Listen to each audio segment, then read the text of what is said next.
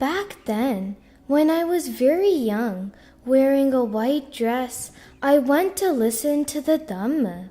While listening to the Dhamma vigilantly, I obtained the realization of the noble truths that day. From then on, I developed non-delight in all sensual pleasures. I was afraid of craving for repeated existence. My only wish was to become a nun. I left my relatives, slaves, and servants, fertile fields, and lands. I left all delightful and pleasant possessions. In this way, I abandoned great wealth and became a nun.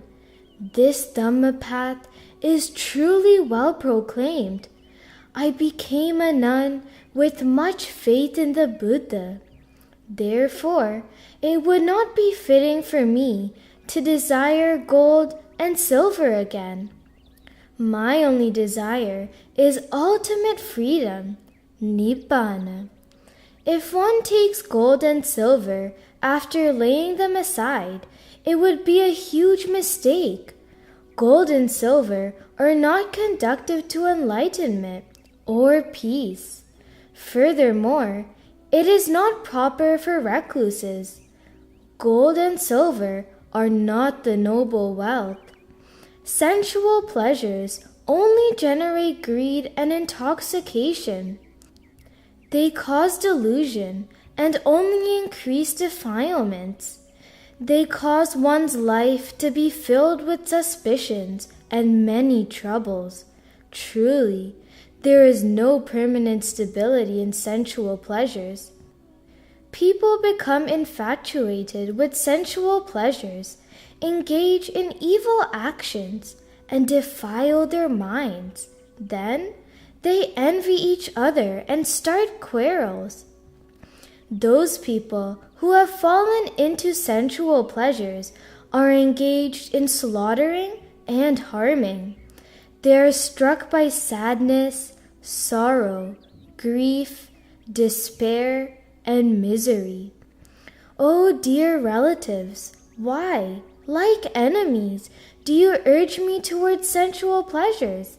Please understand that I became a nun because I saw fear in sensual pleasures. Taints are not eradicated by means of gold and money. Sensual pleasures are enemies, murderers, and hostile beings. They bind minds to the narrow of sorrow. Oh dear relatives, why, like my enemies, do you urge me toward sensual pleasures? Please understand that with a shaven head and rag robes, I have become a nun. I survive on house-to-house alms food and wear rag robes. These requisites are indeed proper for me since I have renounced the world. Great seers reject all sensual pleasures, whether human or divine. They are well established in the place of security. Within liberated minds, they have arrived at an unshakable happiness.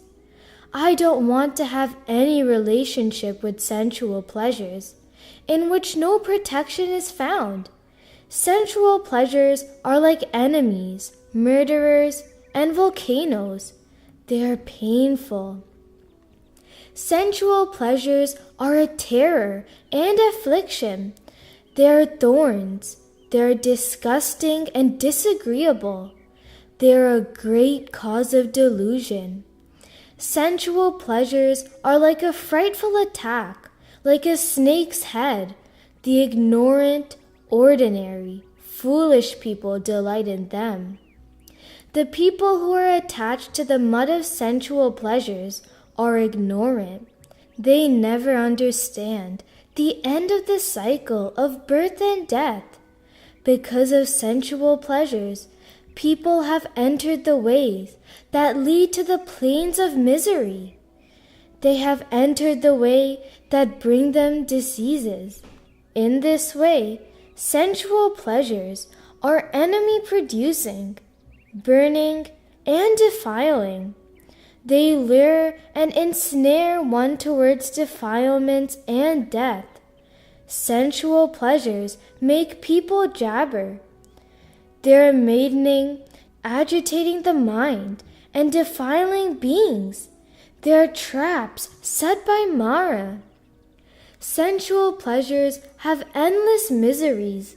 They have immense pain. They are strong poisons. They give little enjoyment. They arouse lust, and they dry up the wholesome part of life. Since I have understood the tragedy caused by sensual pleasures, I shall not return to them again. I shall always delight in ultimate freedom, Nibbana. I wish for the cool state, liberation. I have abandoned sensual desire. Having destroyed all fetters, I live diligently. The great seers crossed over the journey of rebirths by following the noble eightfold path.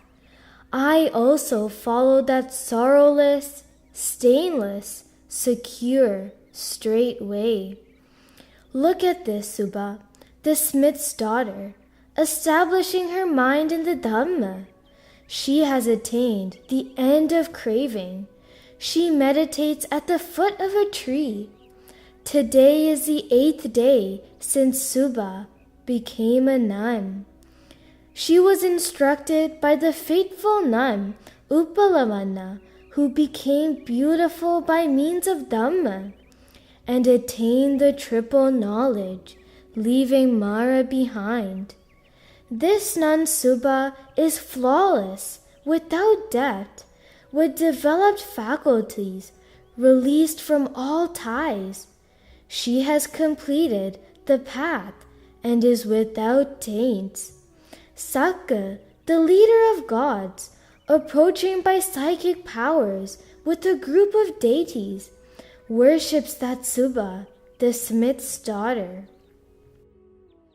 These verses were said by Arahant nun Subha, the smith's daughter.